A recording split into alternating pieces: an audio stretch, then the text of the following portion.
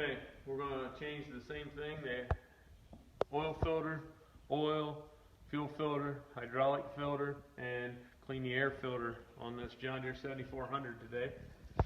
There's the oil filter, there's the fuel filter, drain plugs underneath. We're going to walk to the back here to see the hydraulic filter on this right here. So we'll start by draining the oil so it can completely drain out, and get the fuel filter and oil filter off so they can drain, and we'll go from there. Okay, it takes an 1¼ wrench to get to the drain plug.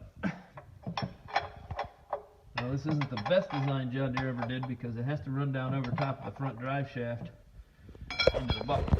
It takes 19 quarts of fluid, which is just under the 5-gallon bucket that I have here.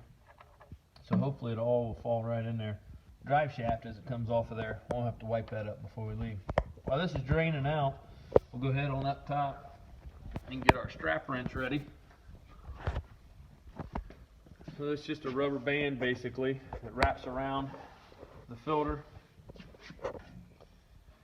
Pull it tight, pop that loose, and we can spin this filter off. I try to make sure I have another drain pan ready. Slide into place a little bit and catch some of the drips and things that come off of this oil filter.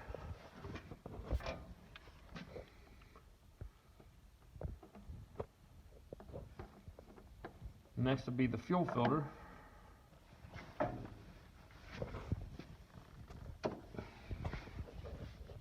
Once again, there's a drain on the bottom of the fuel filter. A lot of guys drain them out. I'm not big fan on that. It just makes a mess either way. So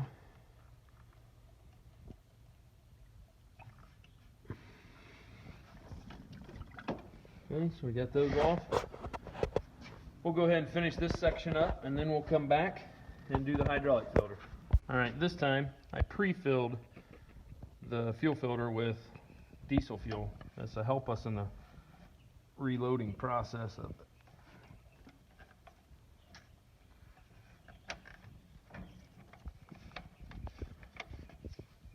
Remember, I got a bleed valve on the back here, and right here is a pump.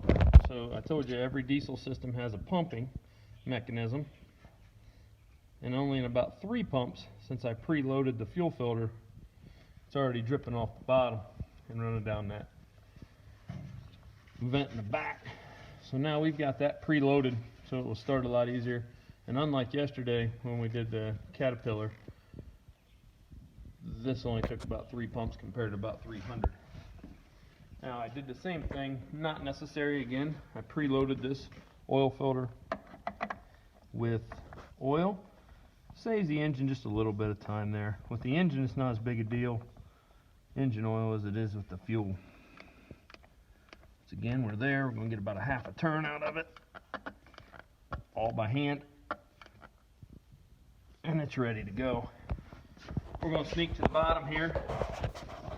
It's pretty well done draining out. So we're going to reapply a drain plug. Also, an O-ring again. I can't stress it enough. We do not need to over tighten O-ring fittings. We do have to make sure they're tight, but we don't have to over tighten them. I'll check it. Perfect. So we're going to have to wipe this drive shaft off, and we're ready to refill the engine with oil. Alright, so we put 19 quarts, or finishing up 19 quarts of oil into this engine. I spared you the other 18 quarts or so because I figured you didn't want to watch paint dry in January. So once we get to this done, we're going to move to the hydraulics in the back. Okay, we'll put the strap wrench up over the hydraulic filter here. Hold tight, get it spun loose. We have the other one pre-filled below, and something I forgot to tell you, the last one was that there's an O-ring on the top of those, and we're going to pre-wet those again so we don't have to worry about spinning them as tight. And after this drips down just a little bit, I'll go ahead and spin it off and be ready to spin the new one back on. Finish tightening this up. My hands are a little greased up here this time. but I'm still only going to get about half a turn out of that. And then Bain says, how do you know how much fluid you lost?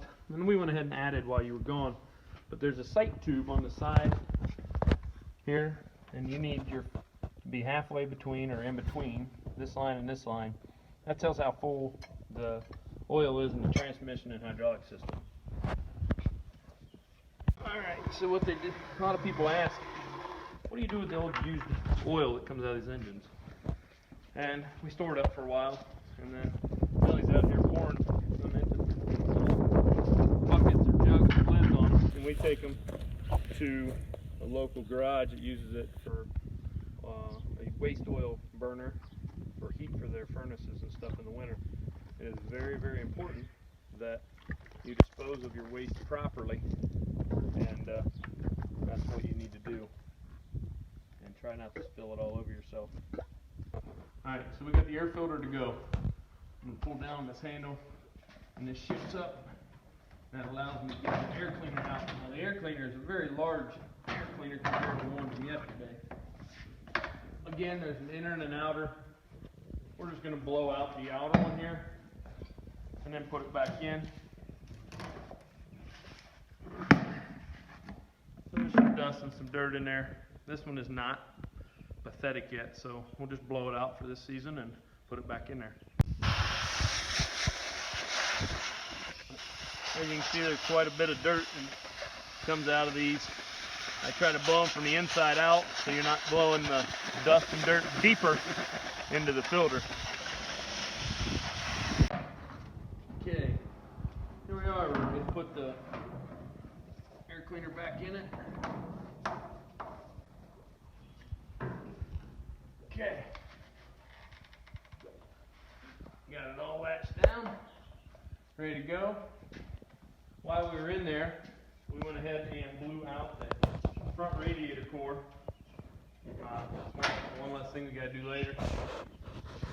Put the side panel back on, shut the hood. And the next thing we'll do is grease the machine and give her a good bath before the season starts.